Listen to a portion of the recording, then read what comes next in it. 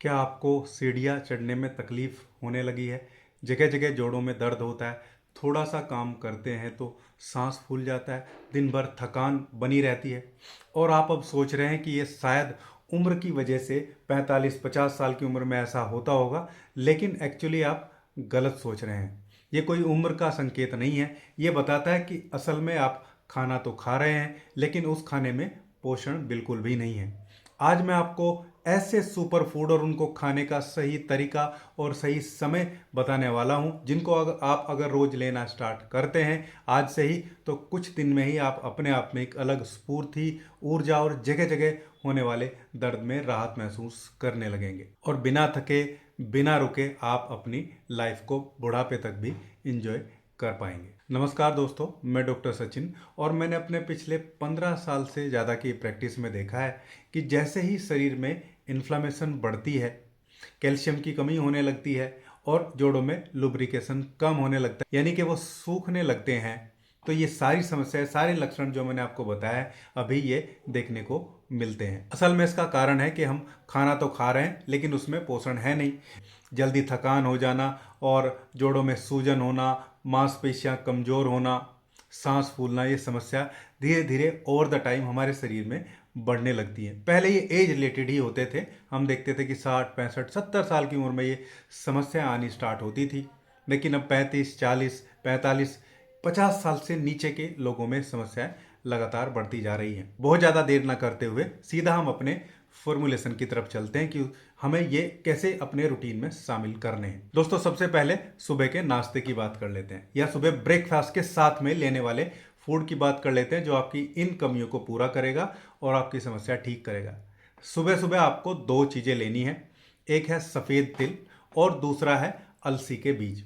Actually सफ़ेद तिल में बहुत अच्छी मात्रा में कैल्शियम होता है, मैग्नीशियम होता है, जिंक होता है और सबसे बढ़िया बात यह है कि तिलों में मिलने वाला कैल्शियम बहुत आसानी से हजम होता है, बहुत आसानी से हमारे हड्डियों को अवेलेबल हो जाता है। इवन दूध और जो पनीर से बनी जो चीज़ें हैं उनसे भी ज़्यादा अच्छे तरीके से तिलों से मिलने वाला जो कैल्शियम है वो हमारे शरीर को लगता है। लेकिन अगर आपको किडनी स्टोन है या गर्म चीज़ों से ज़्यादा तकलीफ है या खून पतला करने की दवाइयाँ आपकी चल रही हैं, तो आप अपने डॉक्टर से पूछ के इनको सेवन करें, तिल को भी और अलसी को भी। अलसी की बात करते हैं। अलसी में जो है ओमेगा 3 फैटी एसिड होता है, जो जोड़ों के लिए बहुत ही अच्छा है, खासकर साइनोवियल मेम्ब्रेन की प्रॉपर्टी को इंक्रीज करके ये चिकनाहट को बढ़ाने का काम करता है, अंदरूनी टूट फूट को कम करता है। और सबसे बढ़िया बात तो यह है कि ये ना केवल जोड़ों के दर्द या आपकी हार्ट की वस्कुलर हेल्थ को भी इम्प्रूव करता है। जो हमारी ब्लड वेसल होती है उनकी अंदर की जो लाइनिंग है उसको बहुत अच्छे तरीके से स्मूथ बनाने का काम करता है। अब बात करते हैं कि इन दोनों को कैसे लेना है। आपको ज़्यादा कुछ नहीं करना है, आधा चम्मच सफ़ेद तिल और आधा चम्मच अलसी के बीज एक तवे पे डालकर हल्के से रोस्ट कर लेने हैं। रोस्ट करने के बाद, ठंडा करने के बाद आप इनको दही के साथ, अपनी सब्जी में या अपने सलाद के ऊपर छिड़क के कैसे भी आपको इसको सुबह अपने नाश्ते के साथ खाना है।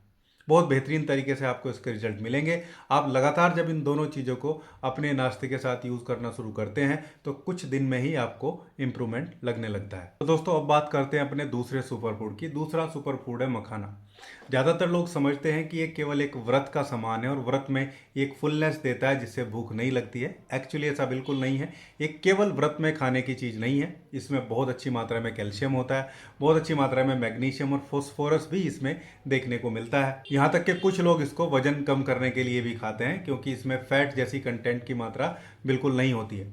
अच्छी मात्रा में प्रोटीन इसमें देखने को मिलता है, जो मसल बिल्डिंग में बहुत बेहतरीन तरीके से हेल्प करता है। लेकिन ज़्यादातर लोग इसको सही तरीके से और सही समय पर नहीं खाते हैं, तो ये उतना बेनिफिट उनको नहीं प्रोवाइड करता है। खासकर जो वजन कम करने वाले लोग हैं वो तो फिर भी कुछ सही तरीके से इसको खा लेते हैं, लेकिन नॉर्मल खाने वाले लोग बहुत अच्छे तरीके से इसको नहीं खाते हैं। देखिए, इसको खाने का सबसे सही समय जो है वो रहता है दोपहर के खाने के 2 घंटे पहले और शाम के डिनर से भी कुछ देर पहले, यानी कि दोनों के बीच में। सबसे बढ़िया तरीका है कि इसको आप रोस्ट कर लीजिए, बहुत हल्का सा देसी घी डाल के इसको गर्म करिए, सेकिए और उसके ऊपर बहुत थोड़ी सी मात्रा में काली मिर्च आपको डालने लें। ये इसका सही तरीका खाने का है। जब काली मिर्च इसमें डाल के आप यूज़ करते हैं तो एक्चुअली जो पेपर होता है, जो काली मिर्च होती है, वो इसमें मिलने वाले पोषक तत्वों के एब्जॉर्प्शन को बढ़ाने का काम करती है।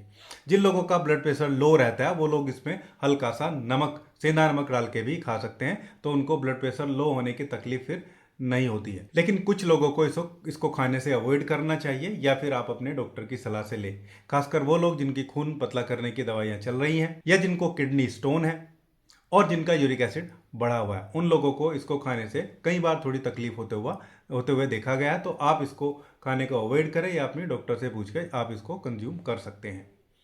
तो मखाना हमारा दूसरा सुपर फूड है, कैसे लेना है ये भी मैंने आपको बताया।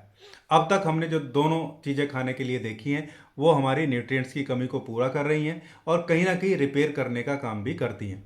अब हम बात करते हैं जो हमारा तीसरा सुपर फूड है या जो तीसरा हमारा खाने का जो मील है या मील के साथ में जो हमें खाना है वो है हल्दी और काली मिर्च।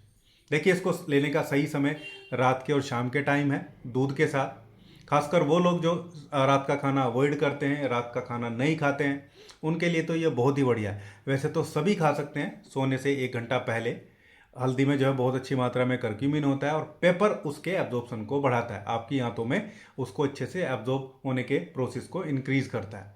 दूसरा, जब आप हल्दी लगातार लेते हैं तो ये अंदरूनी इन्फ्लामेशन को कम करता है, जिससे टूट फूट कम होती है और जोड़ों में होने वाली तकलीफ जो है वो ठीक होने लगती है। साथ में जब इन्फ्लामेशन कम होती है तो कार्टिलेज यानी कि जो जोड़ों के बीच में गद्दी होती है उसको भी ये खराब होने से बचाता है। जैसे बोलते हैं कि घुटने घिस गए हैं, तो ये घिसने के प्रोसेस को कम जरूर करता है। बहुत ही बेहतरीन है, साइंटिफिकली प्रूवन है। पूरी दुनिया में अलग अलग कंट्रीज में इस पे आपको रिसर्च पेपर भी मिल जाएंगे। अब बात करते हैं इसको लेने का तरीका क्या है। तो लगभग आधा गिलास या 1 गिलास गुनगुने दूध में आपको आधी चम्मच हल्दी और 1 चुटकी काली मिर्च डाल के इसको रात के टाइम पीना होगा।